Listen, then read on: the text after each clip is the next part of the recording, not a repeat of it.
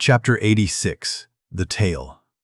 Other poets have warbled the praises of the soft eye of the antelope, and the lovely plumage of the bird that never alights, less celestial, I celebrate a tale.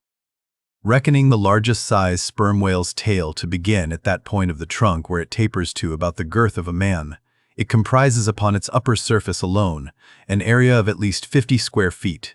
The compact round body of its root expands into two broad, firm, flat palms or flukes, gradually shoaling away to less than an inch in thickness.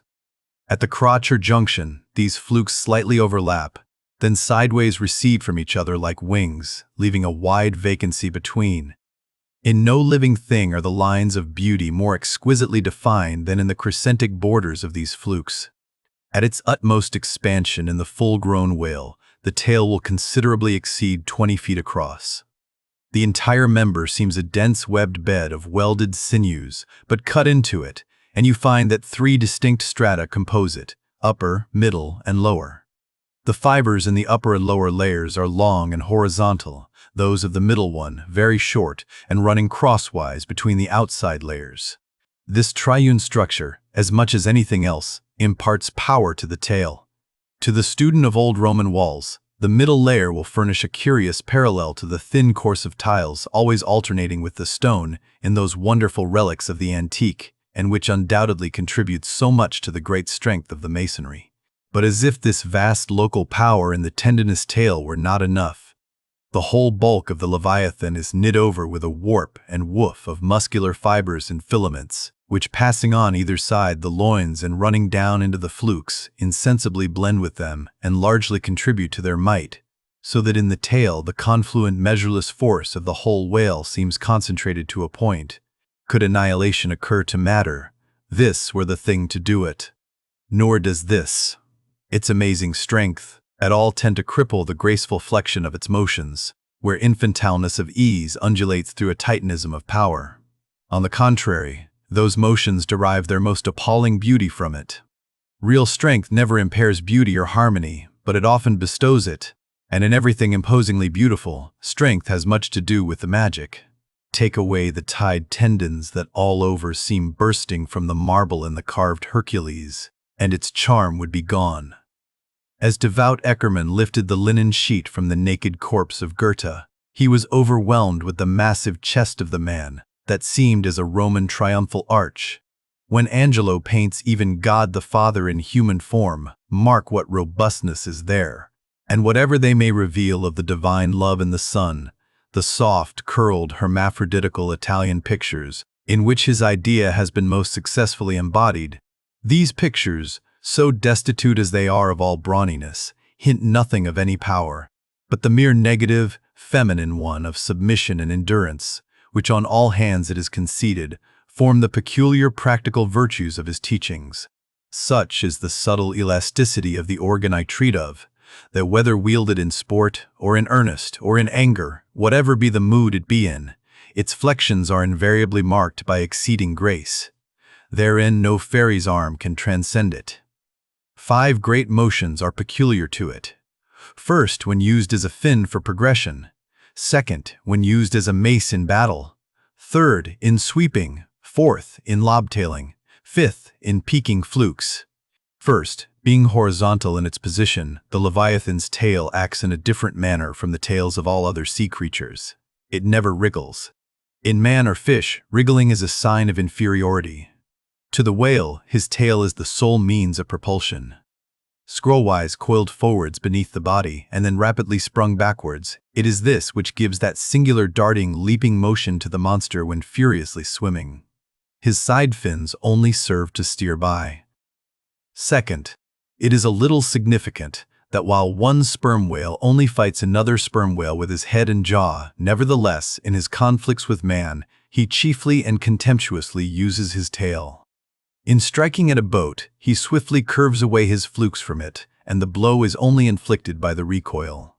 If it be made in the unobstructed air, especially if it descend to its mark, the stroke is then simply irresistible. No ribs of man or boat can withstand it.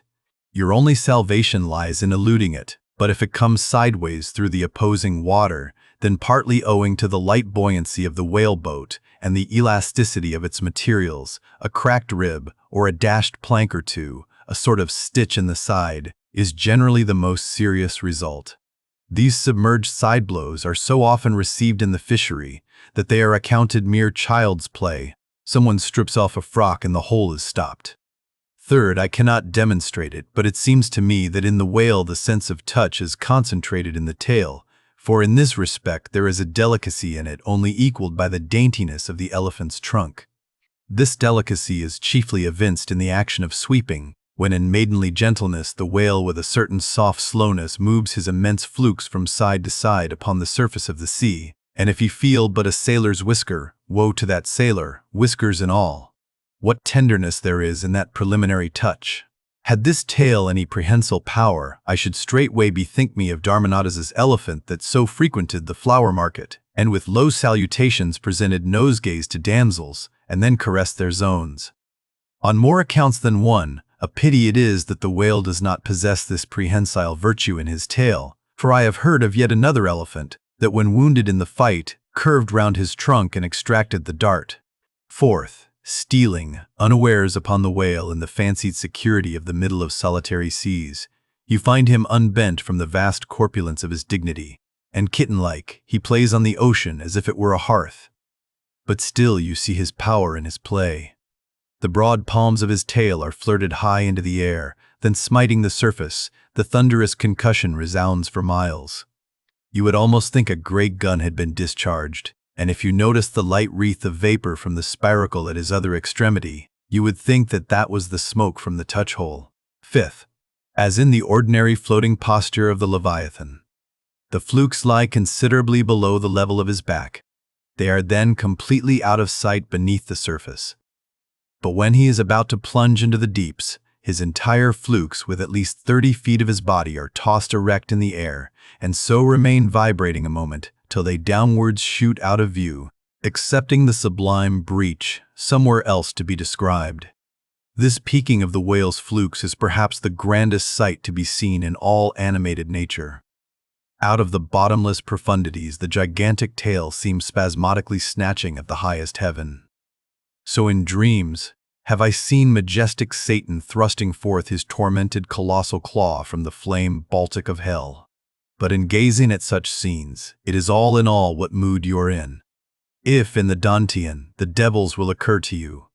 If in that of Isaiah, the archangels.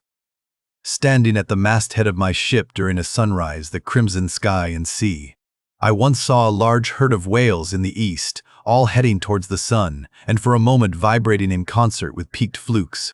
As it seemed to me at the time, such a grand embodiment of adoration of the gods was never beheld, even in Persia, the home of the fire worshippers. As Ptolemy Philopater testified of the African elephant, I then testified of the whale, pronouncing him the most devout of all beings. For according to King Juba, the military elephants of antiquity often hailed the morning with their trunks uplifted in the profoundest silence. The chance comparison in this chapter between the whale and the elephant, so far as some aspects of the tail of the one and the trunk of the other are concerned, should not tend to place those two opposite organs on an equality, much less the creatures to which they respectively belong.